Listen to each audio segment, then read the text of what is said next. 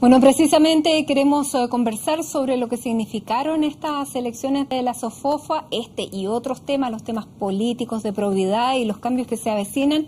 Para eso nos acompaña Alfonso Suet, presidente del Consejo Nacional del Centro Latinoamericano de Políticas Económicas y Sociales de la Universidad Católica. Alfonso, muchas gracias por estar con nosotros. Gracias a ti, Martín. Bueno, partamos por lo de ayer. Yo sé que es un tema sensible, pero bueno, ¿cómo leen ustedes este triunfo de Herman von Millenbrock y la otra cara es la derrota de Andrés Navarro? A ver, dos cosas importantes. Lo primero, felicitar a Herman y su lista por este contundente triunfo. Lo segundo, la lectura nuestra, claramente, nosotros cuando empezamos esto, cuando nos juntamos con Andrés, le dijimos que las probabilidades de perder eran extremadamente altas. Yo creo que hay una diferencia entre el oportunista y el que tiene convicciones. El oportunista solo participa para ganar, el que tiene convicciones participa para instalar un tema. Y yo creo que nosotros hemos logrado instalar temas que son tremendamente importantes. Primero, que en el mundo empresarial, que aquí se trata de alguna forma de tratar como un gran grupo, tenemos matices, hay distintas visiones, hay distintas posiciones, y yo creo que ese es un tema importante. Porque este mundo de las etiquetas no es algo que nos está haciendo bien como país y sociedad. Lo segundo, que yo creo que es muy importante instalar elecciones en las cuales los empresarios no solamente hablemos de democracia, sino hagamos democracia, vayamos a elecciones, presentemos programas, presentemos propuestas. Yo creo que realmente ese es un aporte. Efectivamente, el instalar esta candidatura, muchos decían, bueno, rompe con la tradición. En el inicio se nos llamó a una lista de consenso, formemos una lista de consenso, pero nosotros creíamos que habían temas mucho más profundos. Por lo tanto, era tremendamente importante para nosotros llegar hasta el final en esta elección. Lo que sí tengo que ser honesto, nosotros no pensábamos sacar el 25% que obtuvimos. Nosotros efectivamente pensábamos estar en torno al 40%, 35%, esos eran nuestros números. Para nosotros fue una ingrata sorpresa los votos que sacamos en términos de cantidad. Pero en el tema grande que nosotros queríamos abordar, proponer y mostrar a la sociedad, yo creo que en eso fue tremendamente importante. Y quiero decir una cosa, en estas elecciones habían diferencias importantes entre las dos listas. Ahora, entonces, ¿cuál es la lectura? Tal vez por el ambiente político que se vive en el país, se optó por una figura ya conocida y tal vez, entre comillas, más dura que una persona en estas lides que quiere hacer una renovación y tal vez tenga otros matices como analizábamos al principio. Claro, yo efectivamente creo que nosotros teníamos una diferencia muy importante con la lista ganadora de Herman, en la cual hay una parte del mundo empresarial que dice, mire, frente a lo que está pasando, nosotros necesitamos instalar un dique de contención potente. Necesitamos contener esta avalancha de reformas, de cosas que se nos... ¿Y no era mejor alguien más dialogante? Y nosotros postulábamos de alguna forma que los gremios teníamos que ir más allá. Teníamos que de alguna forma ir a comunicarnos con la ciudadanía. Esto no era solamente una comunicación con el poder establecido, teníamos que comunicarnos, teníamos que decirle lo que hacíamos, decirle lo que proponíamos, porque al final cuando uno pide diálogo, lo que uno no puede hacer frente a cualquier anuncio de otra persona es decirle no. Claramente, si alguien me hace un anuncio y yo le digo no, el diálogo ya terminó ahí. Es muy distinto decir, mira, déjame entenderte, razonemos en conjunto y después fijemos posiciones. Por ejemplo, en el tema de la reforma laboral que se está viendo ahora. Yo creo que lamentablemente el tema de la reforma laboral se ha trincherado ideológicamente y nos estamos olvidando de cosas muy importantes. ¿Cómo afecta el bienestar de un país? ¿Cómo afecta la vida diaria de las personas? Por ejemplo, yo creo que esta reforma de fortalecimiento sindical, como lo definió la presidenta de la CUT, no quiero hacer una definición propia, pero quiero tomar la definición de mi postura personal es que ¿cómo transformamos una reforma de fortalecimiento laboral en una reforma laboral? ¿Por qué? Porque tiene riesgo. Por ejemplo, yo entiendo la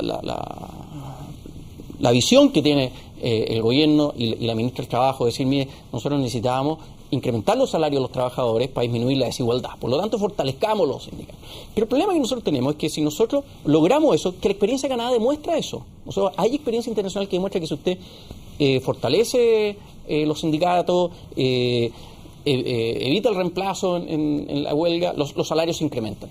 El problema que tiene eso es que si nosotros incrementamos los salarios y no incrementamos la productividad, lo que ocurre, y ocurrió, ¿no es cierto?, es que eso termina afectando el empleo. Y después de afectar el empleo, ¿qué es lo que pasa cuando hay más gente buscando trabajo? Afecta los ingresos en términos negativos y generamos, llegamos al mismo punto si somos un poquito neutros en temas de remuneraciones, por lo tanto no solucionamos el problema de seguridad. Entonces aquí falta el tema de la productividad. No puede esta reforma no tener el tema de capacitación. No puede ser parte integral de esta reforma decir, señores, ¿cómo nos hacemos cargo de la capacitación? Porque no vamos a solucionar los problemas con la educación, porque eso lo van a ver mis nietos en 22 años más. Exactamente. Ahora, bueno, ¿cómo toman ustedes? Porque a partir de este 25% que obtienen, hay dos opciones, o retirarse o dar la pelea desde abajo, desde estos 25 puntos para el 2017.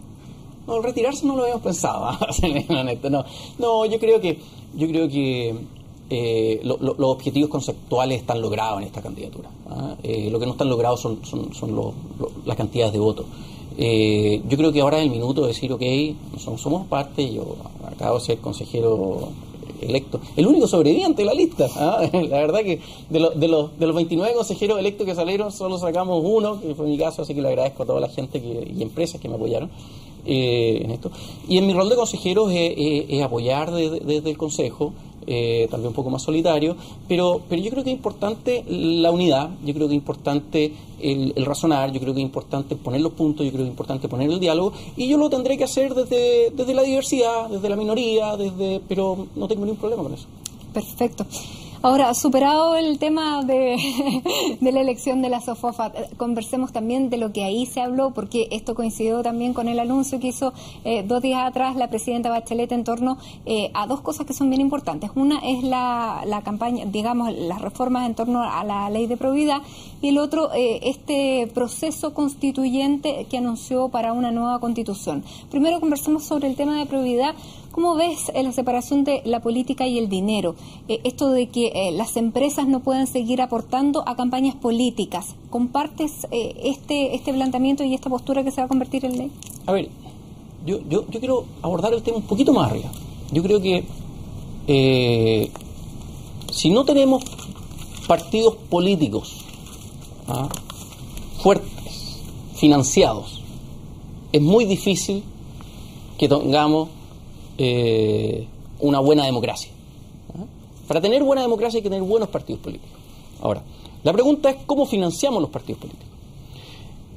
Y yo creo que, puedo dar mi opinión, yo creo que yo prefiero mucho más que participen las empresas, porque pueden haber intereses, puede de alguna forma producirse relaciones poco sanas, poco transparentes, poco prudentes. Yo creo que el aporte, si se quiere hacer a la política, debe ser de cada persona natural. Yo creo que cada ciudadano valora la democracia. Dice que pueden aportar las empresas siempre que sea de manera transparente. No, yo creo que las empresas no deben aportar a la política. Yo creo que no deben aportar. ¿Hasta ahora ustedes han aportado a las campañas políticas? Nosotros tenemos una sociedad anónima que se llama Forus, como empresarios. Sí. Nosotros nunca hemos aportado a campañas políticas. Y el tema de que la política solo se financie por el Estado, ¿qué le parece? Yo creo que la política que solo se financia con el Estado, yo creo que es un extremo. Lo que me preocupa de eso es cómo financiamos el Estado para que financie la política. Entonces, lo que no me gustaría es que termináramos hablando producto de esto de una nueva reforma tributaria.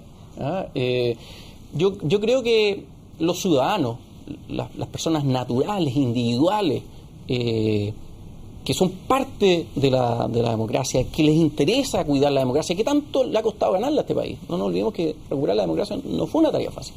Yo creo que ellos se tienen que comprometer con la política, tienen que participar, tienen que ayudar a financiar quienes sientan que los representan de mejor forma.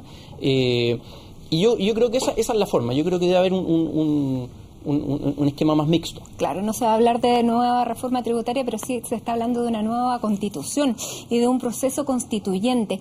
¿Cómo puede afectar este proceso constituyente, de acuerdo a tu visión, al espectro económico nacional? ¿Puede ser una variable que sea desestabilizadora o van por carriles distintos? A ver, yo creo que lo que está ocurriendo particularmente en su pregunta con la inversión y cómo esto afecta. La verdad que aquí hay un conjunto de cosas. O sea, yo creo que la variable más compleja, más que nos metamos a este proyecto en particular, el cual no está 100% claro cómo va a ser.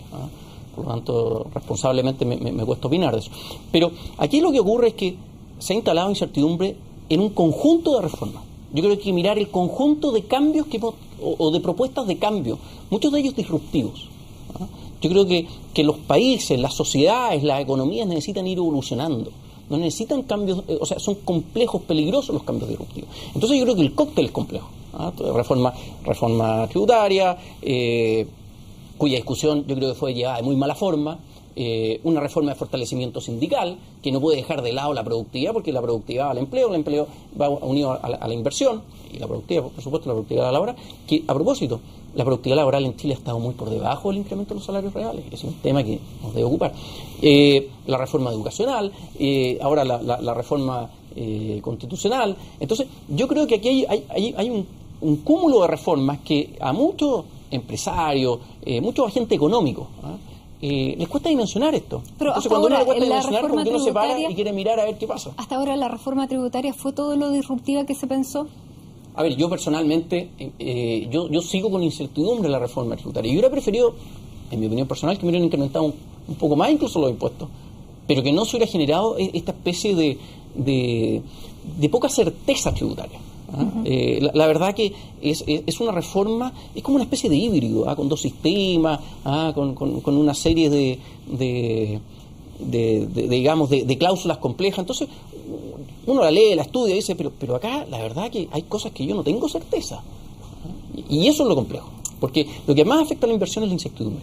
Y vámonos con el tema de hoy, que era el análisis del 6,1% del desempleo en Chile, que era básicamente por lo que habíamos partido en la entrevista. Yo venía preparado para hacerle esto. Me mandaron de clave y me dijeron, mira, necesitábamos que alguien vaya a analizar esta cifra de desempleo. Me encontré con preguntas con muy todo el panorama, pero era la contingencia manda también. Está Ahora, Alfonso, ¿qué le parece a usted? Usted hablaba de esta productividad laboral que está en baja, pero tenemos una tasa de desempleo que se mantiene baja y que hablaría a lo mejor de un contrasentido. ¿Cómo se explican? A ver, ¿baja con respecto a qué? ¿Baja con respecto a las expectativas, que era un 6,3? Probablemente. Pero yo le convido a hacer un... O al año pasado, que incluso se habló de que íbamos a llegar a cifras de dos dígitos. Pero yo le convido a hacer el siguiente análisis. Con respecto a las expectativas, año pasado, la verdad, sí, es mejor. Pero metámonos en la vida diaria del ciudadano chileno. Destruimos 16.890 empleos con respecto al trimestre anterior. Yo creo que es una mala noticia.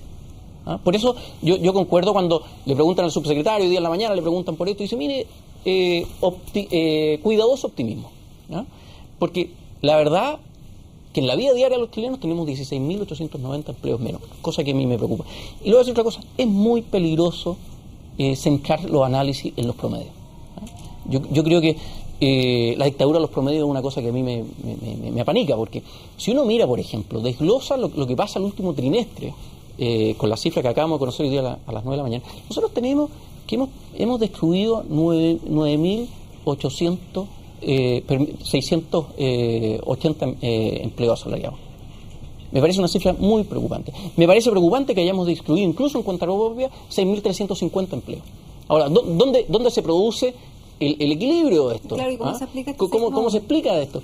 Yo le diría que, en primer lugar, aparecieron nuevos emprendedores. Hay gente que perdió el trabajo, porque la cifra de nuevos emprendedores en esta cifra del último trimestre, cuando uno la desglosa y la analiza, son 9.650 más. Pero claramente, si uno empieza a hacer la pregunta obvia es, a ver, explíquenme lo siguiente. ¿Sí? Nosotros sabemos que esta economía está creciendo mucho menos que lo que crecía anteriormente. Era una economía que crecía en torno al 5,4, hoy día vamos a crecer un poquito más que el 2. Entonces uno dice, pero ¿cómo? La economía crece poco y y no se afecta el desempleo. Yo creo que hay una variable que estudió en profundidad Clapes, que yo creo que tenemos que profundizarla un poco más. Y esa variable es lo que está pasando en el mundo de los inactivos, porque el mercado laboral se divide, ¿no es cierto?, en los ocupados, en los desocupados, y con esos dos se calcula la tasa de desempleo.